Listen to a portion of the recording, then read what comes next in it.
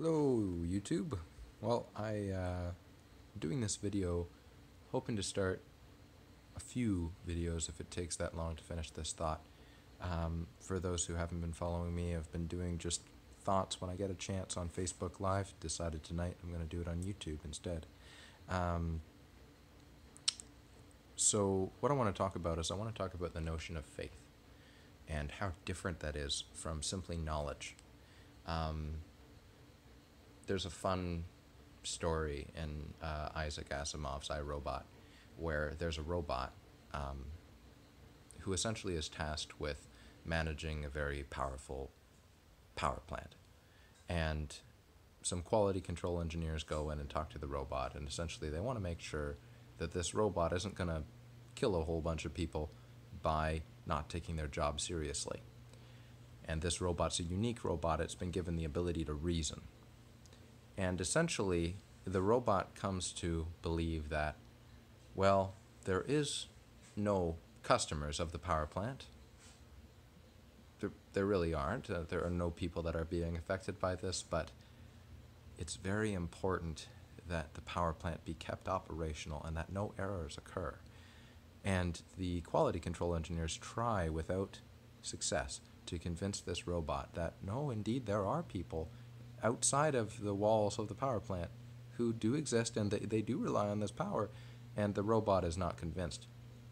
They decide that essentially, well, he's doing his job, and I don't think he'll do a bad one. Well, I think it'll be okay, and they leave him to it. Now, sometimes I think about that story when I look at the difference between knowledge and faith. And initially your reaction is going to be, okay, well, wait a minute. Yeah, the knowledgeable ones were the engineers, right? They were the ones that were filled with knowledge. They tried to communicate to this robot, and the robot was this idiot who was full of faith. And he refused to, because of his faith, he refused to accept the facts. And that's not, if you flip it around, right? It's actually, if you put yourself in the robot's shoes, who was just turned on one day in a power plant, hasn't been able to see outside of the walls of the power plant, knows that he has to do a job but doesn't know why, that robot is going to, you get these random people just coming into your world and saying, hey, this thing that you've been doing, it has a purpose. And it has a purpose that is just so far beyond what you can understand because, of course, you're confined to these four walls. But believe me, there's people out there, there's a whole world out there relying on you to do your job. And this robot that can reason, like us, starts going, well, I've never seen any of these people you talk about. How do I know that you're not lying to me? And when you start putting yourself in the robot's shoes, it actually makes complete sense. The robot is refusing to operate on faith. The robot is deciding, I'm going to go with what I know. And I am not going to get deluded by these crazies that think that there's all these extraneous variables that I need to focus on. If I focus on those, I might screw up my job. I might not do it as well. Sorry, I'm going to just focus on the gauges in front of me and make sure this reactor keeps going, because I know I got to do that. And I think that's what happens to a lot of our lives. I think that there's so much knowledge that is just being, stuff we thought we knew for sure is just getting proven wrong, left and right. Just, for example, now we believe that the Mayan civilization was thousands of times bigger than we thought it was because we've been able to map the jungle and there's crazy amounts of pyramids. That's awesome. That's really awesome. And I just keep, this sounds crazy, but there are 2 experiments that confirmed that there might be a 4th spatial dimension. Confirmed that there might be. But anyway, it's nuts. There's all these assumptions that the more we explore and the more we look, they start to really not fit, right? And I think people assume that we're going to come to this point where we'll just know everything. And I don't, you're never going to get to that point where you know everything. The reason why is that we can't time travel. If we could time travel, and truly time travel, not just travel to new time streams that look backwards, but they're actually, whatever, sorry, you can tell I watch sci-fi. Like, that's we're never going to be able to know what we didn't observe, right? We're never going to be able to know exactly what happened in the past, and we're never going to be able to know what's going to happen in the future. We're only going to have pieces of information that instruct us, just like the robot in that story. He's got some gauges saying, power plant's doing well. Oh, there's a little bit of a reaction going wrong. Okay, whatever. That's what we've got, Am I happy? Am I sad? Am I in a marriage? Am I single? Am I a father? Am I an employee? We have these things that we know, and we focus on them, and we try and do them. When you try and look beyond, right, into the things, what will happen in the future? What is the reason that I'm here in the first place? I mean, I know that I've got to procreate, and I know that I've got to work, and I know that I've got to love, and I know that I've got to be responsible, and probably I should tell the truth, and we know all these things, but why? And then somebody comes in and they say, well, actually, here's the reason why. It's because there's all these people out there that are relying on you, or maybe there's a God that created you that wants you to know him, wants to talk with you, and you talk back. And then, of course, we have to just open up the gates. I mean, is Buddhism true? Is Hinduism true? Is Islam true? All these different things. There are people coming in, and the thing that seems rational is just to write them all off and say, oh, all of them are wrong. The only thing that's true is what's popular now. Science. And just because it's new, does that mean it's true, right? I mean, like, there is some philosophy that Plato, Aristotle, that is still so relevant. It's 2,000 years old. It's incredibly relevant. And it's just, that's why I talk about knowledge and faith, and there's a difference between the two. And you're always going to have to operate on faith at some level to live your life. For example, say you're working for somebody, and you're not really sure whether or not you're going to get a raise. You're not sure if they're going to treat you like you deserve. And let's just take two scenarios, one where you assume the best about this person and one where you assume the worst about this person. If you assume the best, well, you could get screwed over. You could be led down the rose garden path, and they end up just shorting your insurance, doing awful things to you, things that, like, I don't need to go into the stories, but I have family members that have been really wronged by their bosses.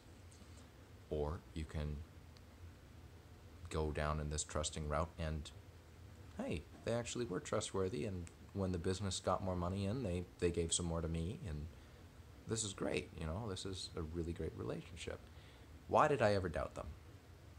Then you can take, there's four possibilities, right? You trust in them and they're good, you trust in them and they're bad, you doubt them and they're good, you doubt them and you're bad. So, I mean, you could doubt them, they end up being great, and you walk away from a great opportunity. Maybe you find another job somewhere else, and you find out, oh man, if I had just stuck with them, I probably would have been a lot better, Or you doubt them and it's bad, and then of course you made a good decision, right?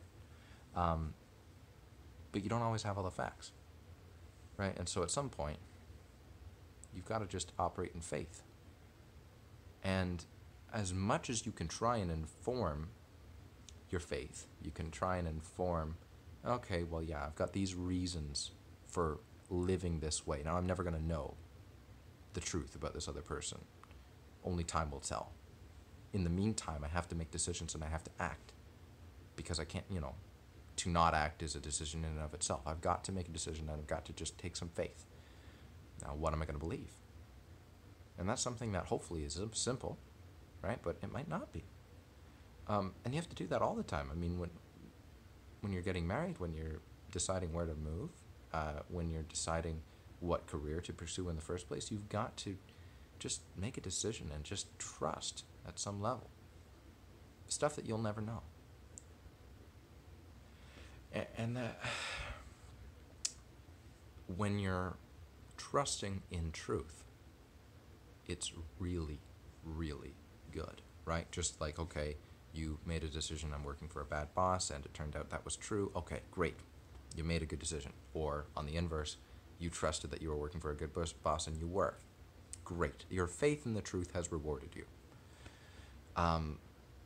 Faith in lies invariably leads you to disappointment, at least, and pain and destruction and death and hell, in the figurative or literal sense, in the worst case, right? I mean, hopefully we know that there are going to be some people that just to be frank, I mean, like the Bolsheviks, right? The Ukrainian revolutionaries who said, down with the Tsar, and then they were themselves killed by their countrymen, right? Their faith was not in agreeance with the truth about what would transpire in this revolution.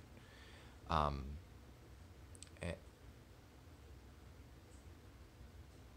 the Bible has a lot to say about faith, and people write it off because they think that,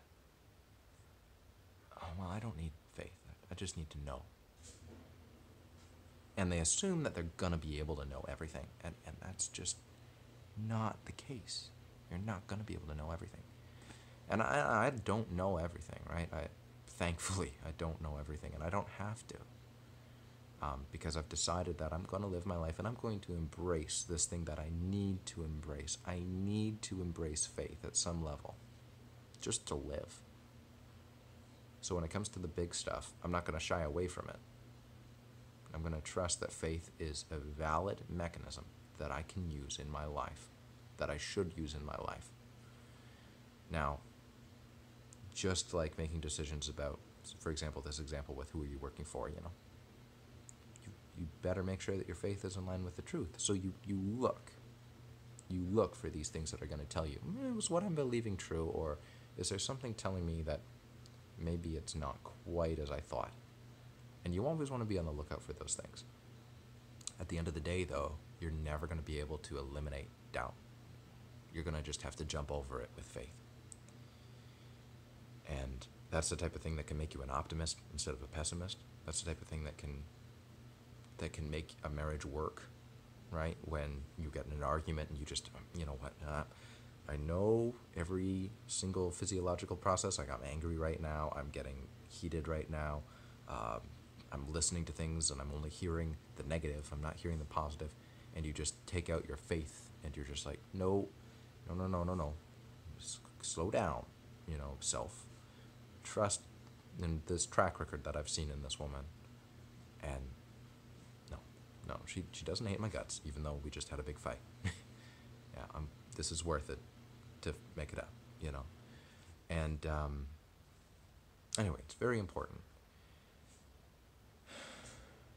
So that's what I got to say.